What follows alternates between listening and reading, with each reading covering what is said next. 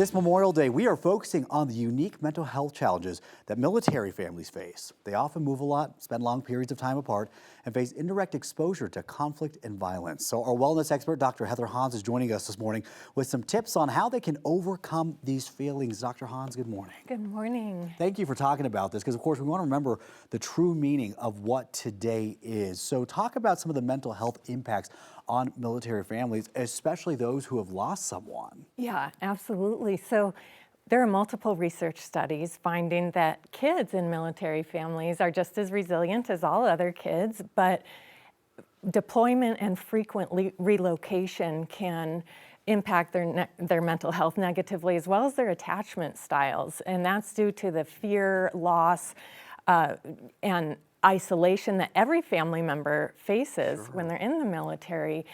And actually, over 40% of parents in the military rated their at least one child's mental health between fair and very poor.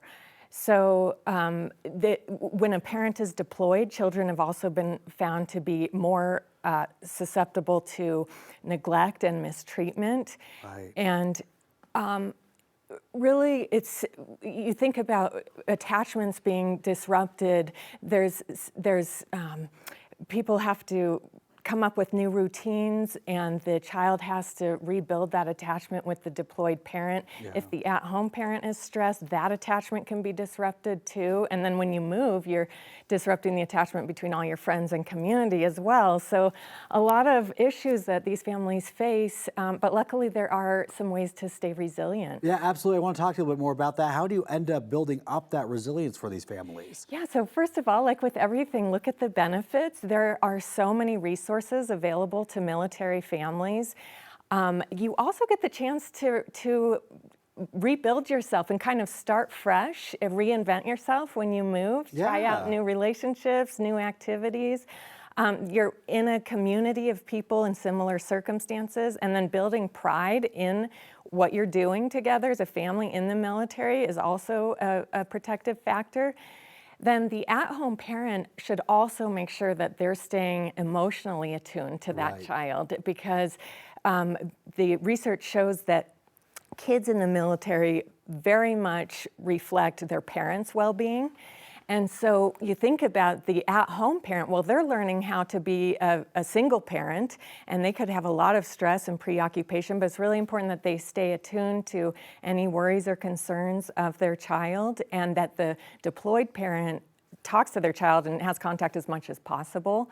And then one last thing is to do rituals and join groups. The military has a bunch of different support groups within it, and then there are also groups that unite students with other civilians, and religious rituals and as well as organizations are also very helpful. Yeah, that support is everything, especially for these families. What are some symptoms that maybe a child needs a little bit extra support? Yeah, I'm so glad you asked that, because we want to look for attachment disruption signs. That could be anything from insomnia, bedwetting, nightmares, being extra clingy, having difficulty trusting the deployed parent, and also, of course, when they get older, substance abuse, falling grades, aggression. Those are all signs.